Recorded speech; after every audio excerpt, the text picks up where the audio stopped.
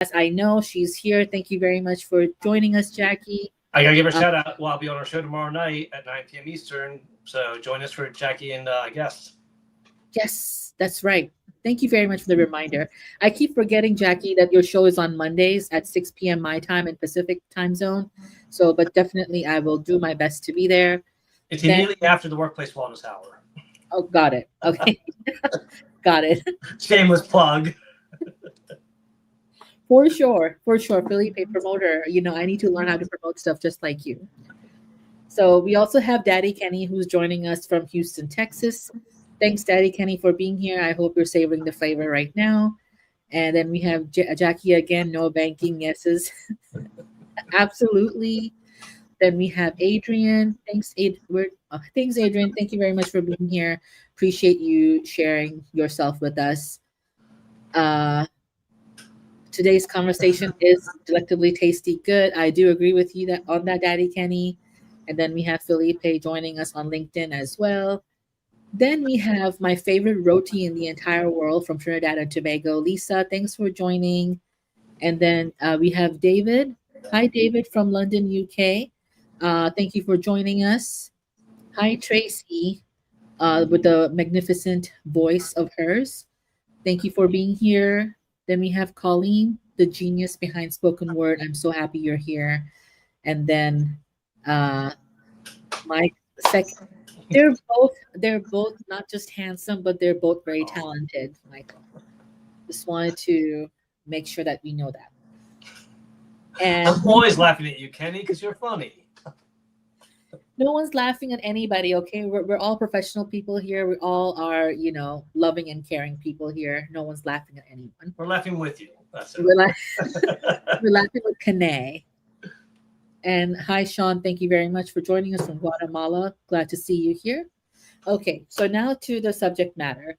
So, Felipe, you and I didn't really get a chance to hop on a prep call like I did with Peter, I got the but notes though, very detailed notes. very detailed. No, all thanks to Peter. All thanks to Peter. So, the subject of the topic of the thing today is what should you never say to your direct reports, and I have no shame in sharing an example that I had the chance to experience, and this was when I was at a corporate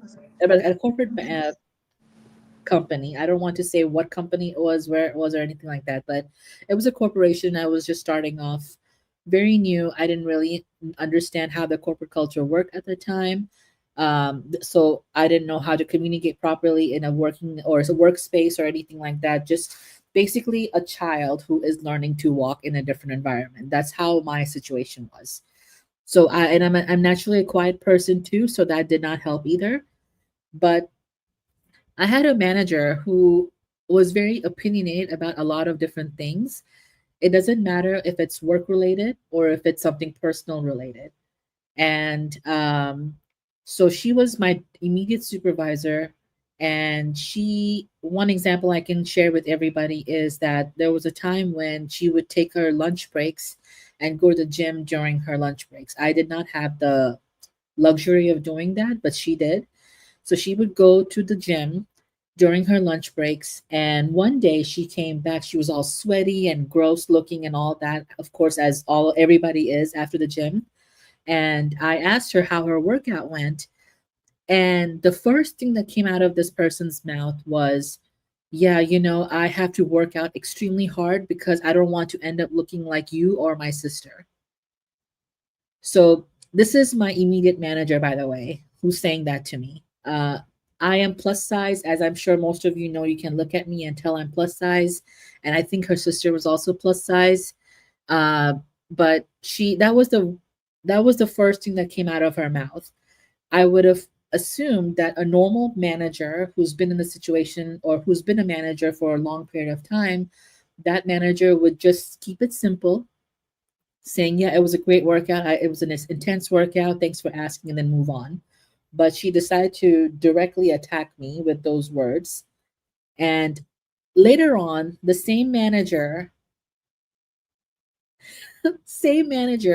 she had been pestering me for a very long time about if I was, in a relationship with somebody, personal question that nobody needs to ask about or know. It's my business, no one else's. But after her pestering me for 6 months, I finally told her that, yeah, I am actually, in fact, in a relationship with someone. And she demanded that I show her his picture. And like I said, I was brand new to this corporate world, so I didn't really know how to react to it. I was just scared that, oh my goodness, I will lose my job, something will happen. So I showed her a picture of me and my significant other, who most of you guys know who it is. So she looked at him, she looked at me, and she made a face. And I asked her, "What's up?" And she said, "Well, he is white, and uh, and I was like, so what? He's tall. He's a tall white dude." And for me, it was like, okay, so who cares what the color of his skin is, whatever. And she immediately assumed, but the white men usually like petite, flat Asian women. And I hate to say this out loud because we're on LinkedIn.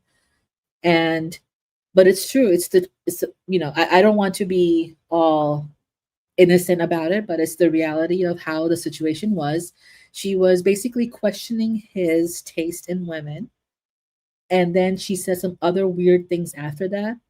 And I had to tell her correctly, like, look, sure, I'm Asian, first of all, so you got one of the things right.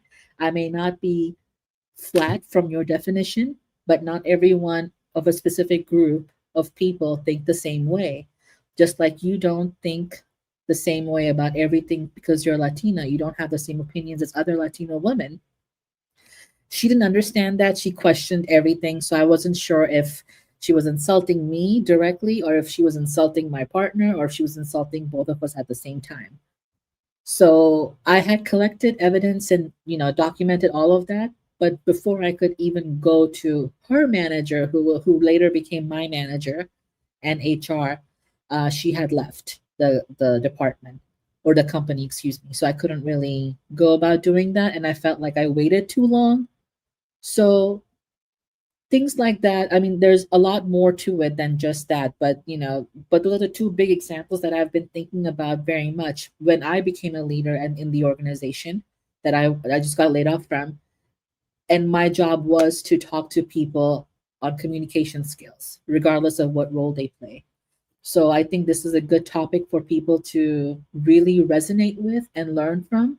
And that's why I brought in two people in HR who I trusted their opinion to help guide not just me for future, but also for anyone else who's listening in to have a better understanding that if you're a manager, how should you rephrase some things? What is good to say and what is not good to say? When should we keep our opinions to ourselves? And Peter is here. Thank you, Peter, for joining. Hello. Good to see you both. Good to see everybody. Peter shaved, so he looks very young and very refreshed. Thank you. Of course. So I'm sure, Peter, you heard what I was talking about earlier, and I've already mentioned this to you in our prep call before, too. So, Sure. from both your perspectives as a corporate recruiter and an HR executive, what would you recommend let's say upcoming managers or new managers and seasoned managers, how they could refrain from communicating ridiculous things like that to something on a more professional level or just keeping your mouth shut in general? Sure. Since Felipe is the HR, I'm gonna have him go first, and I'll say my part from the recruiting side. You're on mute, Felipe. Thank you, Peter.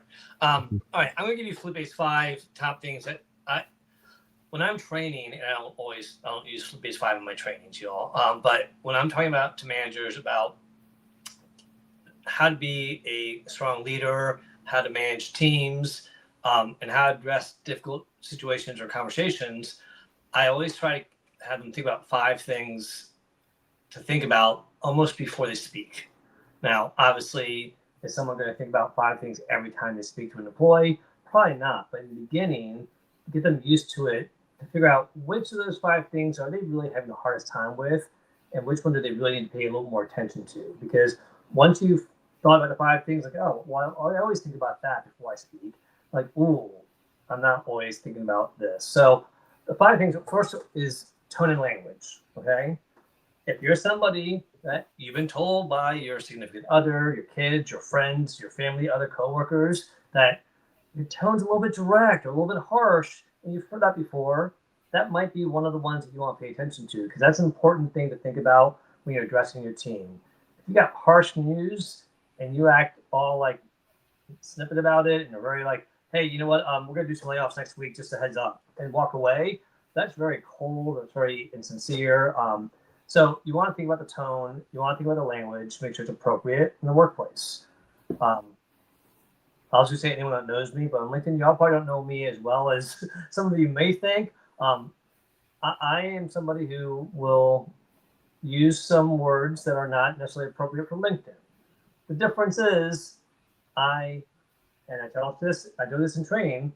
When employees come in, I say, listen, if you stub your toe and said, ow, shit, if you're not in front of customers or anything like that, I don't really care. If you're in the back office, it's fine.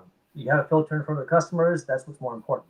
However, you say to somebody, you're a piece of shit, you're going to be in my office and we're going to have some words and you might get documented for that, because we're not going to be derogatory, we're not going to be insulting or basically curse at somebody.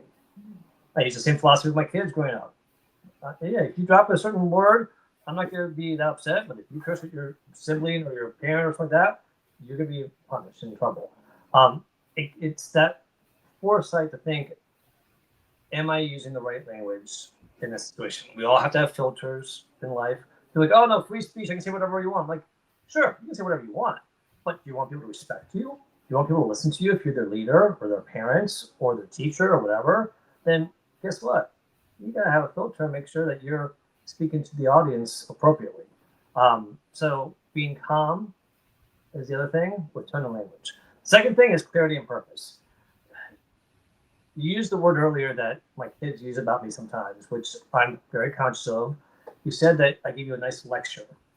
When I hear the word lecture, I think, oh crap, I spoke way too long. Oh, probably was not as clear. Here's the thing. LinkedIn audio taught me very well how to be short and clear and precise.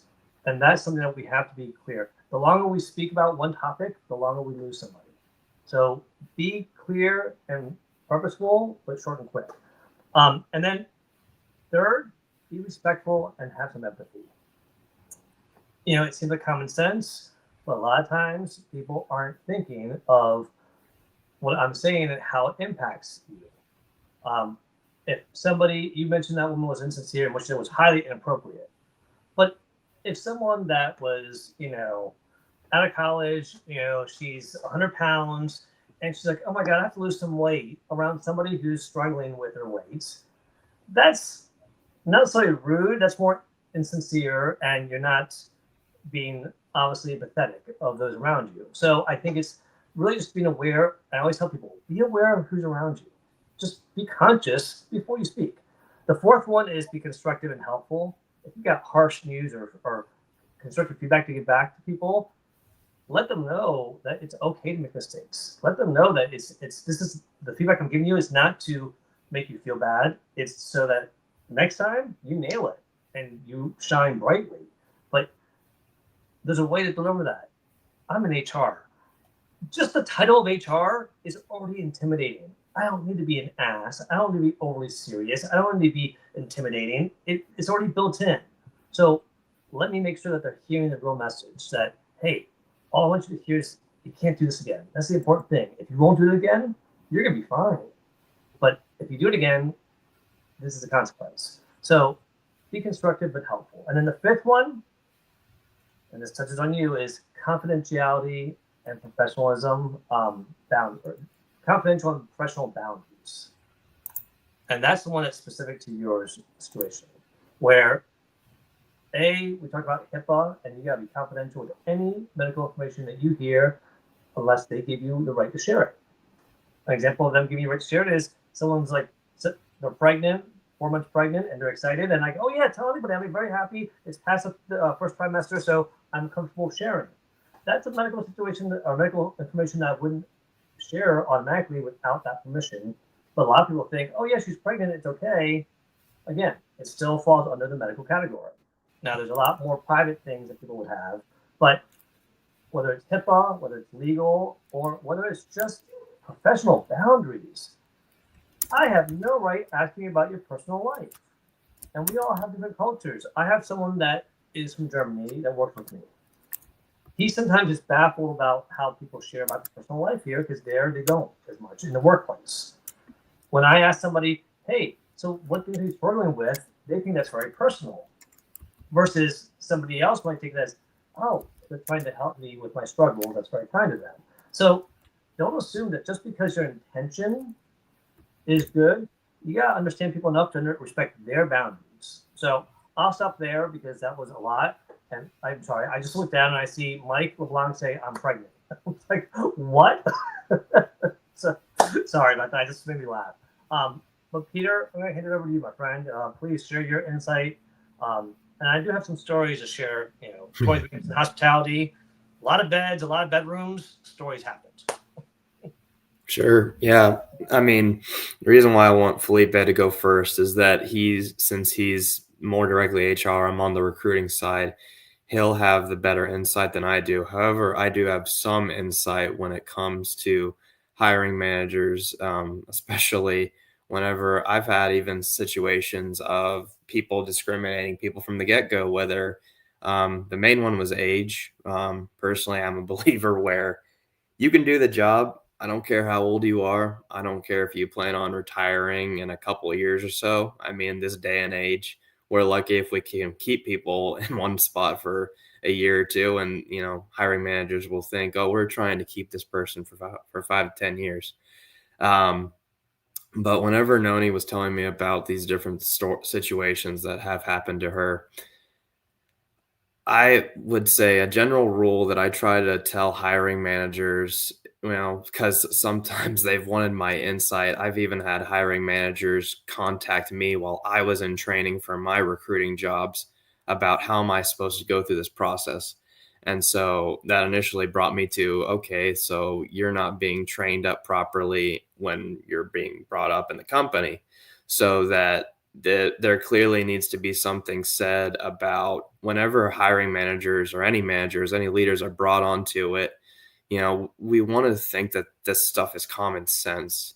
But clearly, when these situations happen to Noni and others, it's clearly not. So there clearly has to be training from the get-go as far as, what Felipe was saying about what we should do and what we should say, what we should and should not do. That just has to, however common sense we think it is, these situations happen. So that training needs to be implemented for any level, not just leaders, but employees as well, because I know that for every job that I've been to for the past 5 years now, I've been a recruiter for 5 years, sexual harassment and harassment training was a part of the process. So I don't know, from Felipe's point of view or Noe's point of view or anybody's point of view out there how often that came up, but for me, that's been a part of the training for the last 5 years. Not only harassment, but age discrimination, ethnicity discrimination, and just overall covering any type of DEI harassment that can come up. That's been a part of my training as I've been coming through. So one thing I would question is, were these managers prone to that training? I would like to think, based off of what happened with Noni, I would like to think not, but maybe I'm wrong there.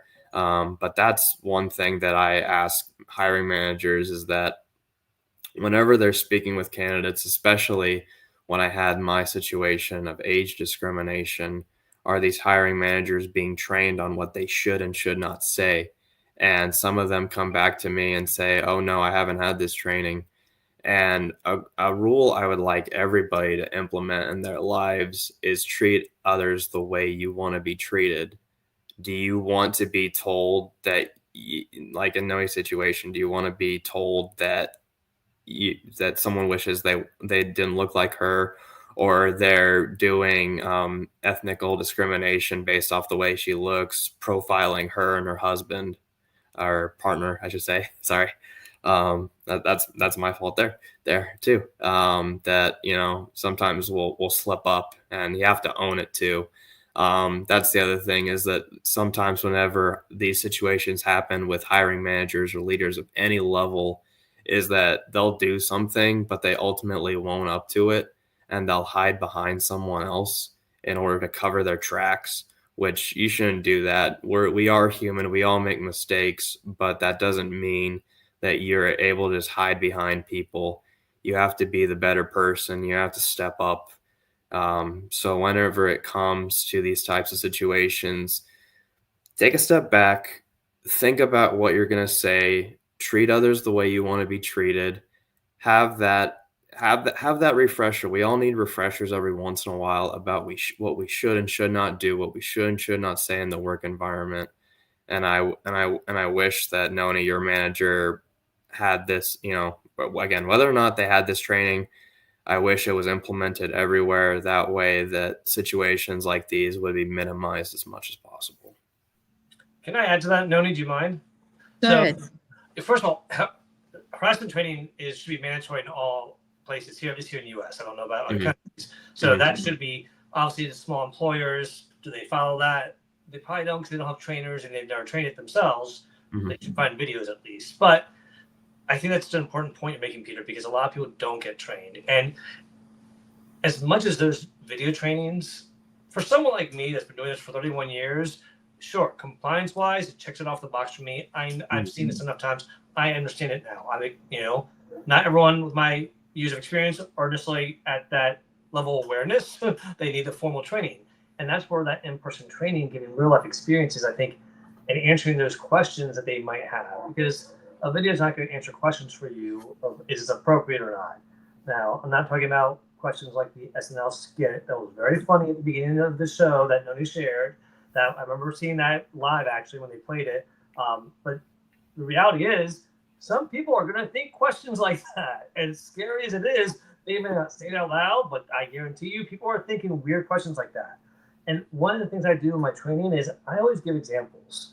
Because one of the biggest things that people bring up is freedom of speech. And I said, okay, but is your intention to insult people? They said, no. I said, okay, well, let me give you an example. This happened in one of the hotels I was at. People were in the cafeteria. There's TV in the cafeteria. It's on news. They're talking about Cuba and Fidel Castro. And these two guys are in there watching TV, and I'm in there getting some food real quick. And they say, oh, my God, this is insane what this dictator's done. Why did the Cubans follow this dictator? It's ridiculous how horrible he is. These Cubans are idiots. All Cubans are idiots. And I said, hey, guys, listen, be careful what you say and be aware who's around you. You never know if you might insult. What? There's somebody around us said, we're fine. I go, no, but you have to understand, like, we're fine. It's fine. We're talking about it in the news. I said, okay, so you're okay with calling my parents idiots? And they're like, what? You said all Cubans are idiots. My parents are Cubans, so therefore you're calling my parents idiots. No, we didn't mean that. I go, how do I know that? I could be really offended. They got really scared. I go, I'm not offended. Stop. I'm trying to make my point. And now this is going to show my age. This is the other example I give. I go, back in the 90s, why PHAT, fat, was used as something that's really cool. Oh, this phone is so fat. And they used to use that terminology. Thank God it did not last long. But at the time, people were using it. I go, you think when you say that out loud in the workplace and somebody that's struggling with their weight walks by, you think they might be thinking that you're talking about them? And like, I never thought about that. I go, that's the self-awareness I want you to have. It's called growing up and being mature enough to recognize that your words can impact other people. Now, I don't want you to feel like you can't ever say hello or joke or anything like that, but be aware of who your audience is. I know who I can tell certain jokes to, but I also know not to say it around certain people. Not because they're inappropriate, but because maybe they might not appreciate it. So the training with real life examples is, I think, so important. And I think as Mike mentioned birthdays, you gotta respect people's privacy, you all. Look, at the end of the day, when I started my new job a year and a half ago, I shouldn't call it a new job anymore, sorry. One thing I did was, hey, why don't we celebrate birthdays here, like on the calendar? And like, well, people are private here. I'm like, all right. So I sent an email, like, do me a favor. I'd like to celebrate birthdays if you are okay with it. If you would not like to have your birthday celebrated, please let me know. there are 3 employees that reached out and said, please don't share my birthday. I respected that. But again, people are like, why? It doesn't matter why. It's none of your business why. The only thing that matters is what do you want to do on your birthday. So I just wanted to share that because I think there's so much out there that we need to do more about, and slang words can open up things that we don't anticipate. And you got to remember, I try to sample the slang words just because my kids are younger, but the reality is, someone uses slang that someone else doesn't understand the meaning of, and they might feel insulted. So it's not being walking on eggshells. It's just being aware of your audience. Right. Yeah, you're so right about that, Felipe. And please know whatever examples I shared happened like 4 or 5 plus years ago. So I'm not saying that those exact things don't happen right now. I mean, I'm sure they do happen with different people. And Felipe, not Felipe, excuse me, Peter, to your point, that manager who was saying all that weird stuff to me, she definitely did not get any managerial training whatsoever. She had no experience in that. And her superiors refused to give any training or invest the money or the time in providing the resources that she needed to be successful in her own role. So technically, it's not really her fault either, but it kind of she has to take accountability for the things that she has said.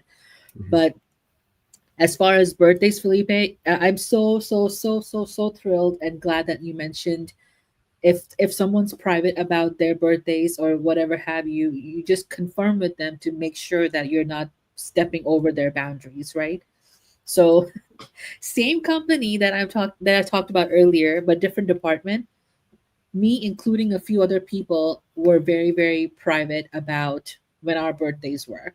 We did not want any unnecessary singing and celebrations and cakes and all that stuff. So this didn't happen to me, but it happened to another colleague who was also private like me. And she said, my birthday, I thank you for remembering and having a calendar note for that, but I do not want any greetings. I don't want anyone to know when I was born. I don't want any kind of cake. I don't want anything, no celebrations whatsoever. And our manager did not respect that in any way. She went ahead and said, well, we celebrate everyone's birthday, so we're going to celebrate yours too. Now, you are sharing your birthday with 3 other people or 2 other people in the office. So you have to, everyone's donating money. So you also have to donate money to get the cake. So not only is she getting her wishes disrespected by our manager about not celebrating her birthday or being recognized for it, she also has to pay for her own quote unquote cake, which made no sense to anybody whatsoever. And I don't understand what philosophy they were going was going through their heads. But that's what I'm saying. Like managerial training, especially if you don't have a background of being a manager and you just get promoted for whatever reason, I think it's best that you do have to go off site in-person training versus video training because like you said it doesn't really do much, especially for people who love that one-on-one interaction or they learn better with that interaction with real life human beings and allowing them to ask questions. So none of these people got any of those trainings, and they were asked to be managers, especially when they don't understand the concept of privacy. So thank you, Felipe, very much for sharing that. And Peter, I have a question for you. So, uh, do you do reference calls after offering a after offering a job to someone or offering the offer letter, whatever it is? It's very job to job, but I have done reference calls before, and so there's a certain number of questions that I'll ask them. And so part of it is, would you well, first off, would you recommend this person be hired? But sometimes questions would come up that they would want me to ask as far as, is this person, and then I would, you know, take a step back because I'm thinking, you want me to ask them, is this person a good person to go out and get a beer with? And I'm thinking, it's not really. I mean, because they're trying to get culture out of this person, or are they a good culture fit? Culture fit for the position. Um, but whenever it comes to references, it's pretty much just been other than the occasional weird question. of culture fit. Is this person a good, well, are they a good socializer? Do they go out to happy hours? People, shouldn't force people to go to happy hours. I mean, I know it's a whole different thing in the corporate environment. If you don't do them, it can be seen as negative. But whenever I've been doing reference calls, it's pretty much the basic question of, did they work with you? Do you recommend would you recommend them for a job in the future? Yes or no, and getting the why. So my follow up to that then is, if someone's applying for a managerial role, let's say a supervisor or a manager of whatever department that they're going to, do you ask their former employers or references to get a little bit of an understanding of how they were as a manager Sure. in their roles, and how were their skills perceived? Were they Sure. productive? Were Mm-hmm. they Right, whatever? right. So depending on the role, it would be a little bit more specific as far as the role. So in this case, being a manager, so whenever we would interview this person, we would ask them specific questions about who did you manage, or how many people did you manage, how did you manage them, and then cross-referencing that with their employer to making sure everything that they're telling us is true. And then the other thing is that, being a manager, a question that we would ask them is that, were there any types of issues with the team at all? Did their team members ever say anything negative about the manager that you were aware of? And if so, how did they handle it? That would be one question that we would like to ask. But as long as we would get the basically just cross-referencing everything they told us was true, and then also asking them, as a manager, were they ever talked about negatively by their team members? If so, how so? And then what were the results? Were they actually credible or not? And trying to get as much detail as we could on that end. I'm so glad you mentioned that. And I don't know how often that happens or not, because when I was a manager, uh, I had never been a manager before that, of course, in the corporate environment. But I don't think the HR people ever did a reference check on whether I was ever a manager or what my managerial skills were. Of course, I proved them wrong because I was awesome, obviously. But what I'm saying is, I think if every corporation did that, followed up on the previous employees or employers or yes, Felipe. No, so there is a very common practice with especially larger employers of giving what's called a neutral reference check. HR will tell all employees, and you cannot give any references out to anybody that works here. All references have to go through HR. That happens in every industry I've worked in. And neutral references mean you give their position and dates of employment. That's it. Because what they found was that people were getting lawsuits against the employer or even against the manager when they were giving out references, because what would happen is, oh yeah, this person's great. Oh yeah, this person's great. Oh, I can't say anything about Felipe. No, I can't say anything about Mike. But you gave me references about the other people. I'm sorry, I can't. Well, that was easily picked up on. They must be a bad employee. I'm not going to hire them. Or they would say inappropriate things about the employee. And so that's the stuff that people have to be very aware of, is that in most cases, a lot of times, people are not allowed to give more than that. Now, I'll be honest. I know that calling places, I'll call the hiring manager sometimes for references in hopes that they'll give me more than just the neutral reference. So I will be a little bit strategic in my approach on that. However, I'll respect it the moment they say, "Oh, I can tell you is this." I'm like, "All right, that counts, fine." Even their eligibility for rehire, they don't share that either. Now, I will get that out of people, and that's a good thing. But when you're doing reference checks, sometimes you have a larger company, you have a company doing it for you, and all they're doing is checking dates of employment and position. So I just want to make people aware of it, because the one thing I will do is, my previous employers where I don't work at today, I have no problem giving reference letters or reference calls for people that I've worked with, because I don't work there anymore, and I don't have to follow the policy.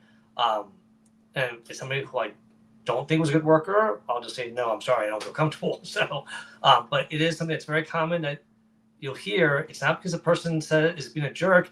They, by policy, really could get in trouble if they gave a reference if they're still working at that job. That makes sense. That makes sense.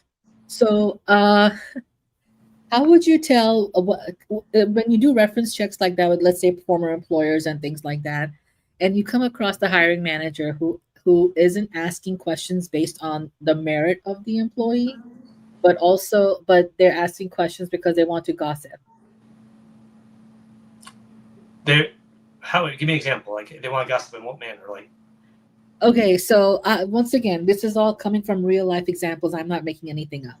So, one of my former employers, we had a director, pretty, high up position, and that director would love to gossip about their direct reports to other people. to So, applicants, huh? like that are interviewing, like during the or just in the In workplace in general, general. in the workliess environment. Oh, okay. I thought we Sorry, were on. I should have phrased that question proper better. But I'm sorry, but yeah. So when you can tell by the tone of the person when you're talking to them, whether you're getting reference checks from them or just employees in general. Now, if I call you, Felipe, because one of your employees wants to work in my company and or in my department, and I'm calling you to get their reference checks or whatever have you, and my tone is not professional, like how was it working for you with this individual? But tell me about whether they like this or not. Yeah, if you're a gossip, like do they like to drink too much, like to party? I'd be like, I can give you a professional reference, and that's all I can give you. I'm not going to share anything personal, and or I don't know anything personal, and I think that's highly inappropriate for anyone to ask. Are they a good fit? For a culture that's going. That's it's hard to for someone to answer that if they don't know what the culture's like. But Yeah. I've learned recently. I used to always talk about, oh, we have a family style culture. Family style culture. The younger generations don't really resonate with that. They see that almost as a negative.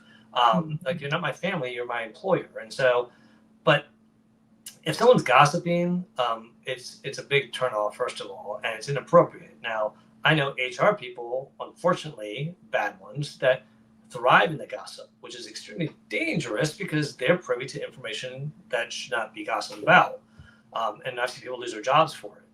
But any leader that gossips, they're probably, in my experience, those leaders have been very insecure and they felt like that's how people liked them was by sharing the gossip, and that insecurity stood out very, very brilliantly or brightly when they did that. So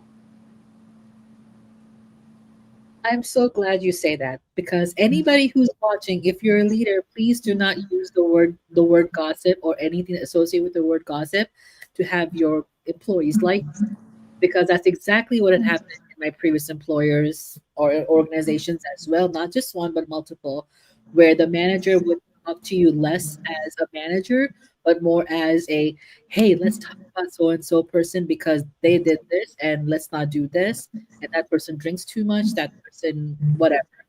So we don't have time for that, and that actually creates a toxic work environment for someone who's brand new joining the team or just even seasoned employees, really.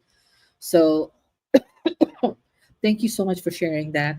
And I think, uh, if I remember correctly, when I first created this event, Nick, hi Nick, if you're still here, you said something that I had also been thinking about, and that is, if you are someone from a different ethnic background, multilingual, bilingual, and or who has just gotten an H-1B visa or a work visa. And I've been asked this question before too, even though I'm speaking English to with you all perfectly fine, I think.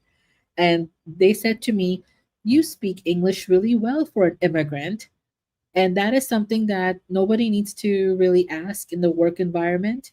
I know words can differ. We had one of our guests in What the Duck where she's Australian, and she used the word tablet instead of pills as we in the U.S. would use. So that is something that might be a little bit of a culture shock for someone who has just immigrated and who speaks British English. But yeah, so Nick mentioned that, and that is something that would be awesome to highlight as well. Yeah, you can ask somebody that is clearly not from this country, oh, where did you study English? Versus, oh, you speak really well for an immigrant. That's just condescending. It goes back to being thinking about what you're saying before you say it, you know? Mhm. I agree 100%.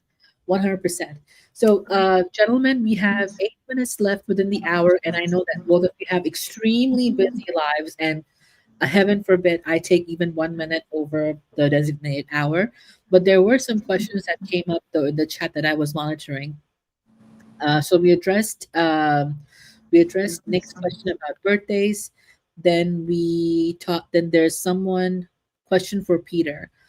Am I allowed to put 49er letterbox William at first to sign language? I don't know. The question's addressed to you, Peter. So please feel free to address that. Old Spencer. He's taking reference from this platform that he introduced us to. So as I would probably, and I don't care to say the word because you know, I used to refrain from certain words, especially in a more professional platform. But the D word, I would probably just keep off, just in general, just because that can have very bad connotations. So I would leave that off. The other words seem fairly fine, but I guess speaking in a professional sense, if it has something to do with your job, I'm sure it's fine. If it's not, I would leave it off personally. Yeah, like 49, if you could put personal interests and you share certain things, I think that's where some of those might go. But that's definitely an interesting question there. Can I also mention before I forget one thing? When we talk about sharing birthdays, don't Yeah. assume everyone wants their picture on LinkedIn. You know, as someone that came into new employers, I could see the fears in people's eyes. Like, are you going to put my picture on LinkedIn? I'm like, I asked everybody, are you okay with me sharing your picture? If not, I won't share it, or take another one without you in it. And I had one senior leader like, nope, don't do it. And after a year of him seeing that, okay, I'm not doing anything inappropriate. You're not associating with anybody that does anything that doesn't align with your values, I hope. They're like, okay, you know what? If you're talking about the company, go ahead and share my picture. It's okay now, you know? Because they know that does help sometimes the company to promote everyone that's working there. And so it's something that you got to respect, though, if people don't want their picture taken or they don't want it on social media. Right. And not everyone's a fan of social media because they respect their privacy, regardless of whether it's work or personal stuff. Uh, so yeah, that's totally understandable. But Can I just one more thing real quick, because I know we don't have a lot of time, but you mentioned earlier about going out for happy hours, Peter, and I want to talk from generational. My generation grew up, we made friends, valuable friendships. Real quick, I was in HR when I met my wife. We dated in secret for a year and a half and then got engaged. That's how people found out. So I violated my own policy. I should have fired myself. Okay. But the reality is that people can do it professionally. And I just think that with the happy hours, my kids are just starting to see this. They're starting to make strong friendships with their coworkers. And they're starting to realize, oh, I can have really good friends that feel like best friends from work. My daughter who said, no, you don't associate personally. 3 of her coworkers are coming to her wedding now, you know? So it's one of those things where I want people to keep in mind, they might not be using the right terminology. Maybe it's not the family atmosphere. Maybe you don't have to go after happy hour. But the happy hours or there's events after work, whether they're virtual or in person, it's an opportunity to build relationships and get to know people better. And if you do, you tend to like them better and want to work with you end up working with them better. So that's my little lecture to the younger generation about why we try to do that sometimes. Sure. but Felipe, a follow up to that though, where do you draw the line on how much you can open up to your colleagues in those virtual or in person spaces? Because you also have to remember, not you may seem okay. I don't want to be a Debbie Downer here, but you may have an amazing relationship with a coworker after these happy hours and virtual sites or whatever have you. So where do you draw the line on how much of yourself you can be? Because you never know that your friend who you get along with so well can go in turn behind your back and use that against you to what for whatever reason. I mean, you can always go with the first philosophy. If they have blackmail on you, get blackmail on them. You know what I mean? Like if you tell my secret, I'm gonna tell you your secret. But that's not the advice I want to recommend. That's what people do sometimes. But the reality is, I'm probably guilty of sharing too much with my employees. But I wanted to be transparent as possible. I let them into a lot. Not everything though. I can tell you there's probably 1 to 2 employees that truly knew me at every of my jobs that I still talk to this day that knew things that I didn't want to share privately. But I would invite employees, my staff, to my home. We would have retreat days and do it in my backyard, in my basement. We would do little breakout sessions. I invite senior leadership to my home. Would I invite the entire staff? No. But I am somebody who I believe letting people to get to know you as a human being opens up a lot more than you realize in the workplace, because they understand what kind of person you are, and they realize, oh, you're not being a douchebag at work. You're just passionate and you care a lot. And now I understand that's why, because that's who you are. But if I don't know you well enough to know that, I just think you're a big douchebag. Sorry for using the word. You're good. That is good to know because you do need to keep some things to yourself. Not everything needs to be out in the open because you never know who's going to use that against you for whatever reason. And it might change. I used to keep secrets that I was a comic book nerd growing up, and I liked superheroes. Now I tell you proudly, I don't care. Probably because Marvel's made millions of billions of dollars, but but yeah, I mean it's people's personal choice. You got to respect it, but be careful about sharing too much too soon. Absolutely. For sure, for sure. Okay, awesome. The next question we have is: can the panel speak in the other side of the harassment coin? Example: false accusations. Peter, you want to take on this one first? Or you want me to go first? So a couple things I did see about false accusations. So one thing that I wanted to, state to state, it varies. So I did look at this from the California perspective since Noni's there.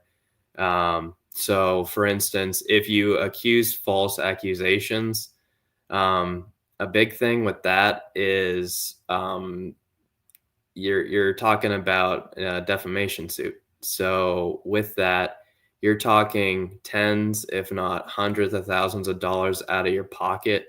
Because if you say something that's not true about what's happening at a company, the company will come after you. They have all the intent in order to do so because of if you pull the trigger, you have to make the consequences. Because Kenny was messaging us on the message board about, retaliation if someone says something you don't like. And if you do something back to them, thing is you have consequences. Same thing in this case.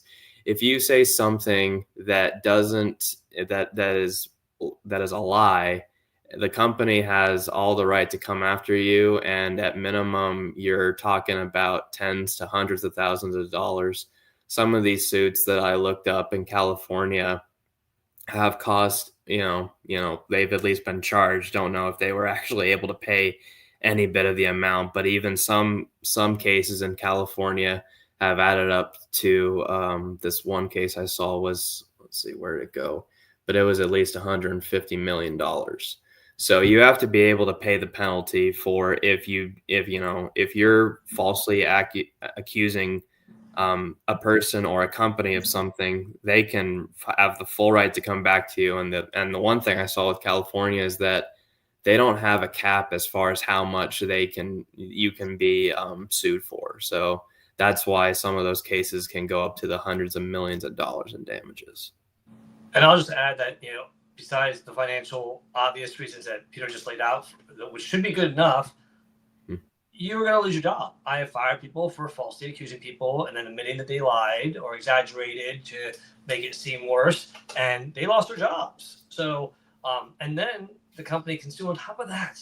So that's the thing to think about. When I talk about, when people when I do training for new hires and for annual training, I remind people this is a safe work environment. You cannot harass. If someone touches you, a shoulder, whatever, and they say don't like it, don't ever do it again. I don't expect people to be perfect. I always share, hey, I'm Latino. I give hugs. Even to my employees who've gotten to know me, they give me hugs when I see them sometimes. I had housekeepers the housekeepers always gave me hugs. This one housekeeper, it was her birthday. I put my arm around her. Hey, happy birthday. She tightened up so tight. And my mental note, she did not like to be touched. Do not hug her.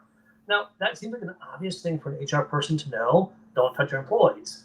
But again, the reality is you build relationships. They come to give you a hug. Can I give you a hug? I'm so excited about my promotion. Sure, that's the kind of relationship we build. But that line can get crossed very quickly if you are not being respectful. And I think it's important to make sure that people aren't making false accusations, but that people are being respectful at the same time. And I'll say sometimes it is he said, she said, he said, she said, she said. And that's really hard when nobody's in the room. Mhm. And it's really hard for someone to have to make a decision. So I tell people, I am going to do an investigation. I am going to interview people. I'm going to find out everything I can and make a decision based on what I find out, because I'm not going to call either one of you a liar right now until I know more. If people are not doing a proper investigation, they are not doing something right. That should be a red flag. 100%, 1000%. And that just, we can go on and on and on and on about that topic. So I just want to control our excitement with that topic because we are over time. And but just in general, I do want everyone to know and understand that being a manager or being a leader is not easy. You do have to watch your words, you do have to watch your actions, you do have to watch your surroundings, as Felipe said earlier, and just being aware of not only what triggers you, but also if there's something that your employee is doing that's not okay with you for whatever reason, you have to communicate that in a professional manner and not attack them personally about whatever it is. So I know that the stories that I shared earlier in our hour, they're real stories for sure, uh, but that's a learning point for me as well because I was brand new in the corporate world at that time. And what I can do is not everyone's going to be quiet like me and innocent like me in the corporate world, but some people are loud and they will make sure that every single person or every single thing in this world knows everything about what you had said. So, Can I just say one last thing with that? If you are in the workplace, whether you're a quiet person or a loud person, if you don't say something, it's not going to change. So it's important for you to make sure that you go to the right people. Hopefully it's HR. If not, it's a senior leader that you trust. But don't blame the employer if you don't ever bring it to their attention. right. Blame the person who's doing it. And here's the other thing. If you have the ability, the courage to say to them, hey, please don't say that to me anymore. Or please don't ask me that anymore. Or please don't do that to me anymore. I don't like it. I feel very uncomfortable. Sometimes you got to be direct. Mhm. I had a person, these two employees that were in orientation. I had them do harassment scenarios about asking each other out. A year later, the girl comes to me and is like, her friend told me she's quitting. I'm like, what's going on? I talked to her. She's like, I don't want to say anything. I was like, is everything okay? Oh, this person's been harassing me for like the last year. I feel uncomfortable. Ended up the person was having a morning routine where every morning he saw her, like, hey, you want to go out? She's like, no. And he's like, all right, have a good day. Well, that was their scenario in orientation. So he thought that was their bond and their ongoing private joke. Hey, you want to go out? No? All right, see you later. Where she felt so uncomfortable that she never told him that she felt uncomfortable. She suffered for almost a year thinking that he was harassing her.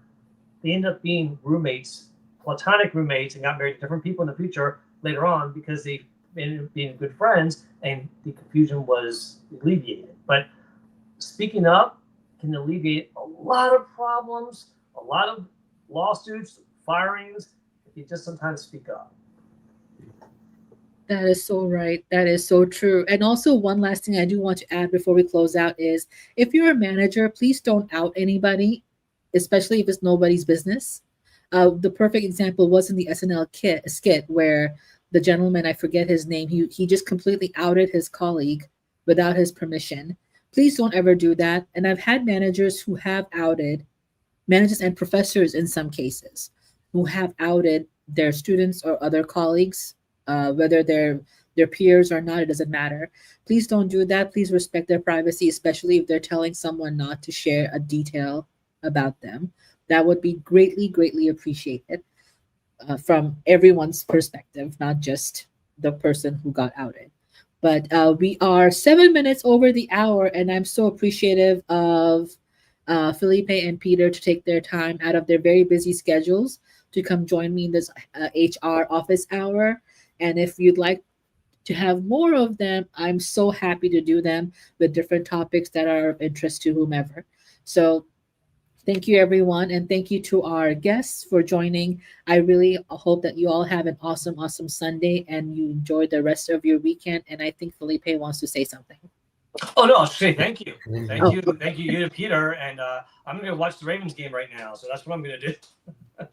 awesome, awesome. And if you still haven't had enough of Felipe, he has another, he's going to be a guest in someone else's show later today. At what? In 1 hour on At William Rochelle's show at 4 o'clock Eastern. 4 o'clock Eastern. Okay, it's 4 o'clock Eastern, 1 o'clock Pacific time, and 2 p.m. Central. No, 3 p.m. Central time.